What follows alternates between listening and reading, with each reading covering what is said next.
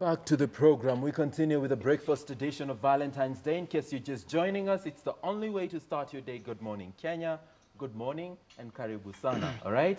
We're still hanging out with the Thuos, and to my that is the couple to my immediate right, and to my extreme right, I've got Sam Mwangi from the Panari Hotel. Gentlemen, lady, welcome back to the program. Thank you. Before we went in for the break, we were wondering. The viewers, me included, 20 years, you look so young, so much in love. What's the secret?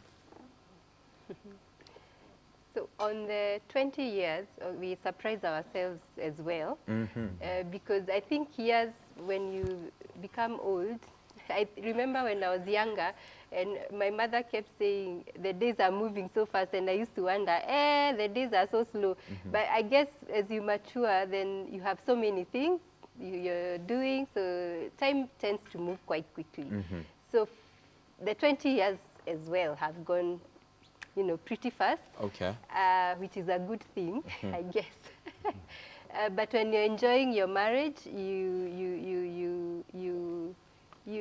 let the time, you know, just move. Yes. But on how we've kept at it, as I think we are talking on the show about deliberate decisions. Yes. And for myself, maybe David will talk about himself, is that I deliberately work towards remaining younger, because you can do it.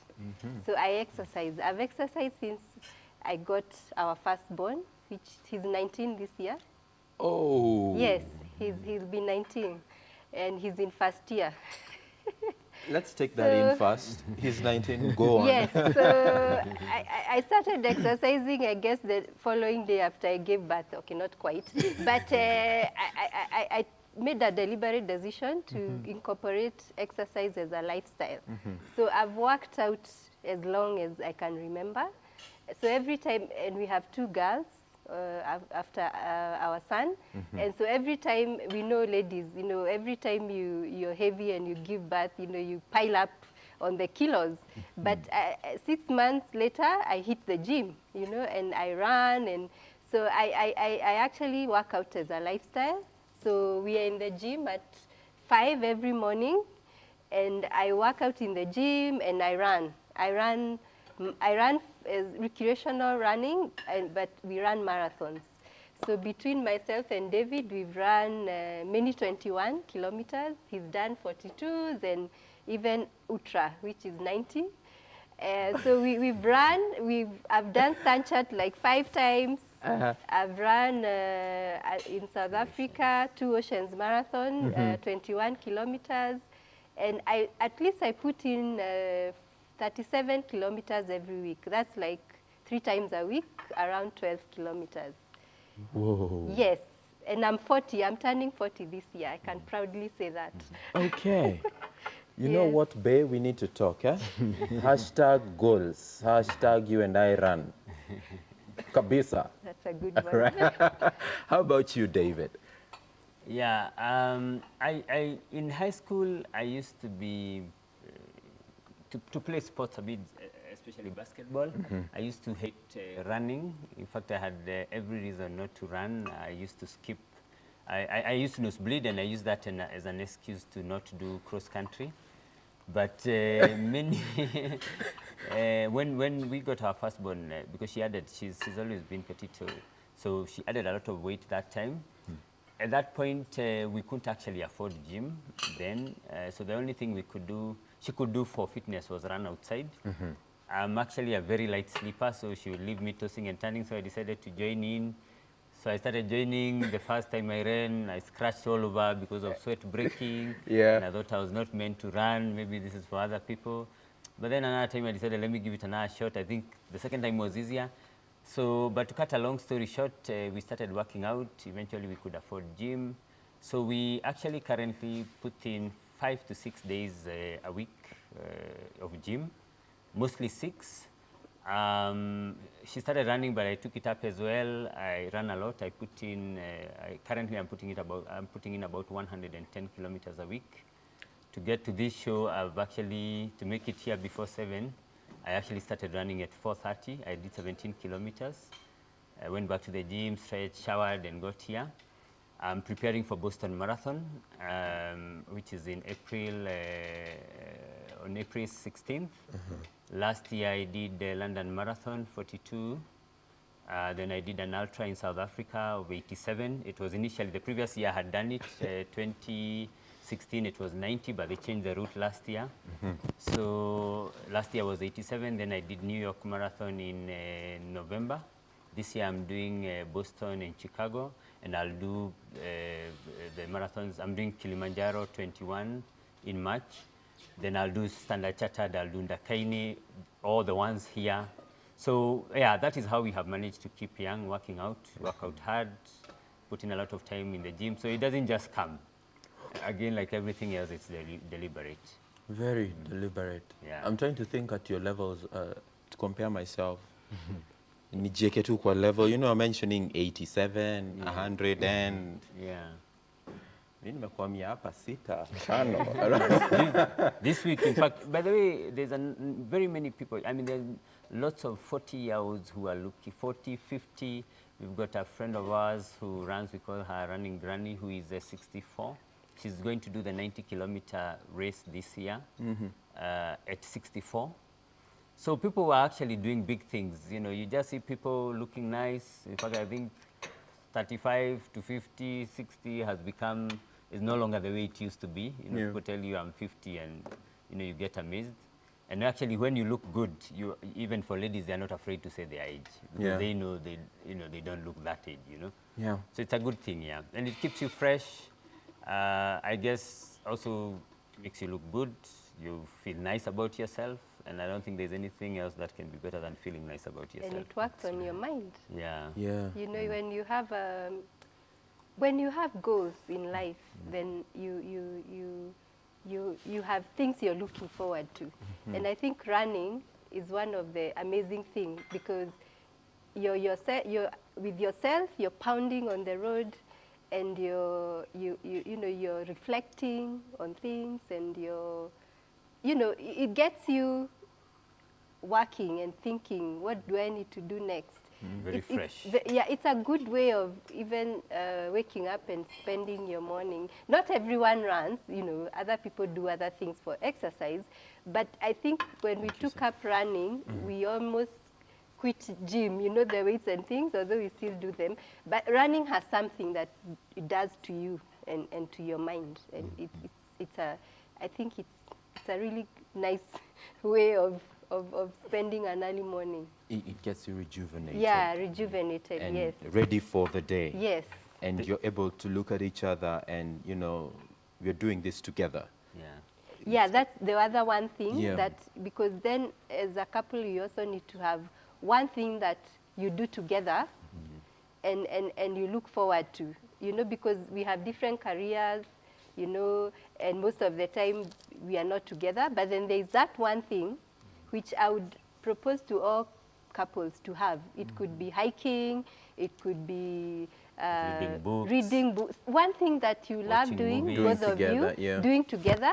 So it can be your bonding moment, and you have things to talk about. You know, sometimes when you're a couple, sometimes you run dry of things to talk about. Yeah.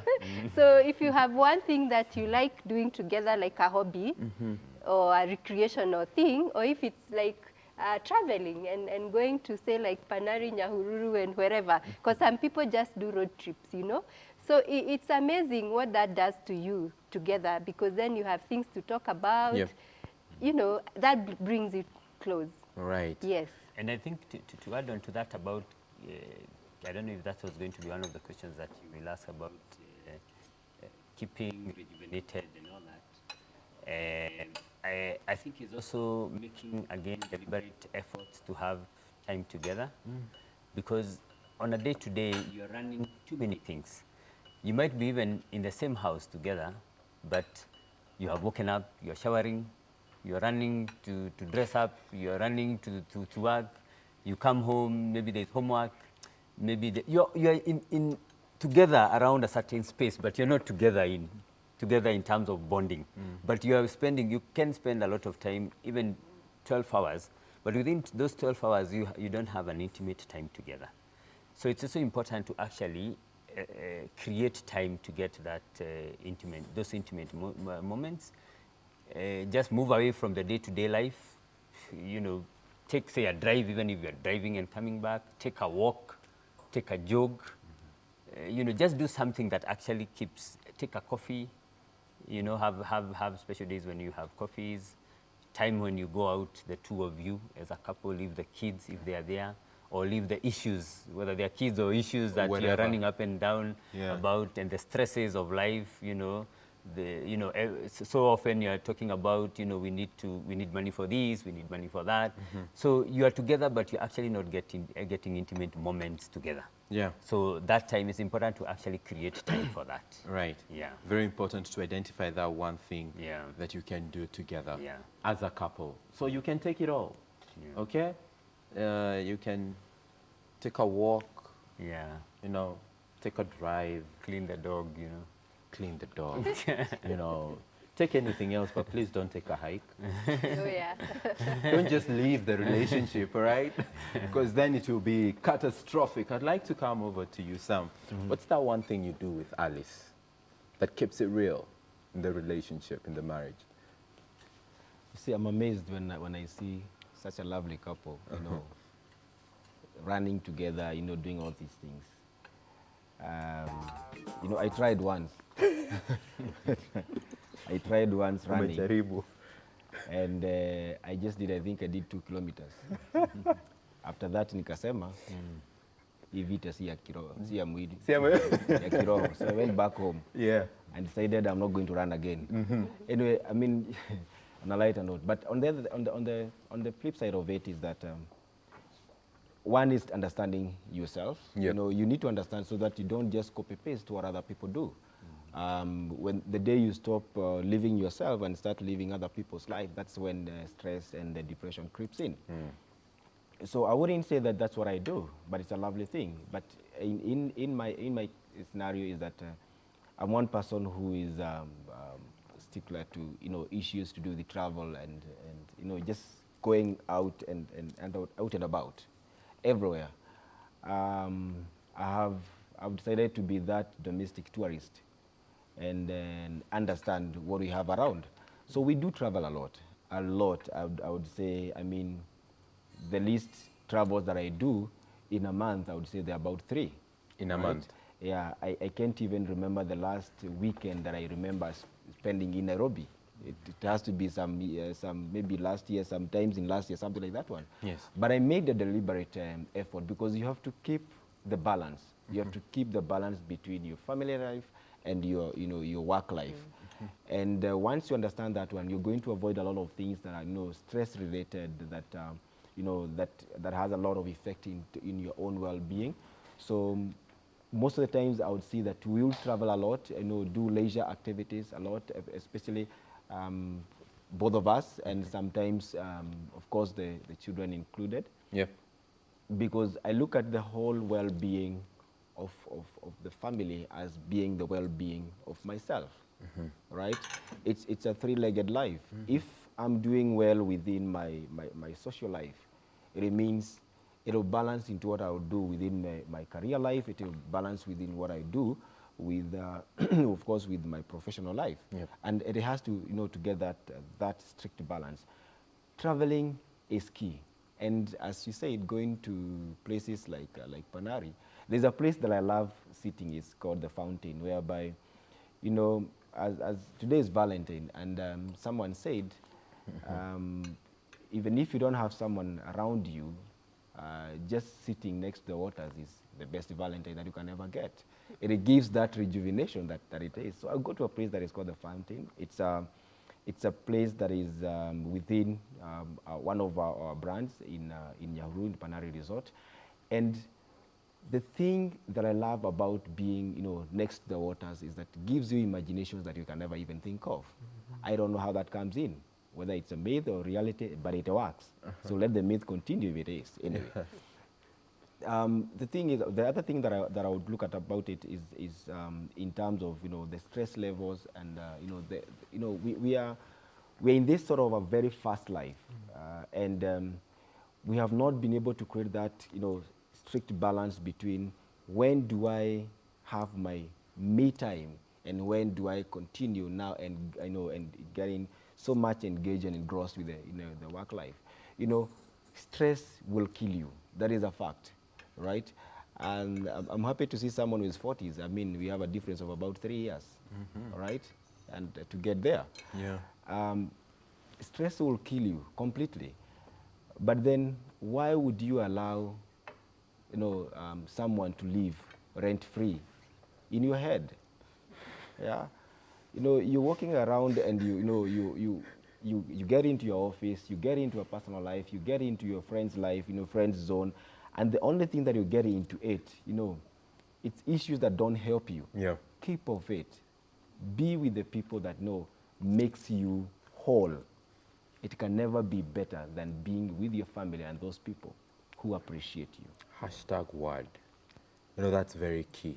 Don't be with people who make you feel like you're so difficult to love or like you're such a load and burden and effort. Yeah. The people who make you feel whole, comfortable, and be yourself, that's the kind of people you should be around. I'm coming to you, Daniel and Anne. David and Anne, sorry. You had indicated you'd like to leave right about now. So maybe you can have final words as we take another break. I'd like to begin with any one of you. Can start? Okay. I think what I can say is that love is envisioned in soaps and in movies and, even what some of us portray on a day-to-day life to others may not necessarily be what love is. And it doesn't mean that what you see is how life is. There are hurdles in life. There are challenges, whether at home, at work, with siblings, with parents that people have to deal with. And so all these things can affect actually your love life. Yes. But I think you need to be able to put in barriers or measures that ensure that that love life is protected even with all the issues that are going on, and you do not live life and not have time for love because of the various issues around you.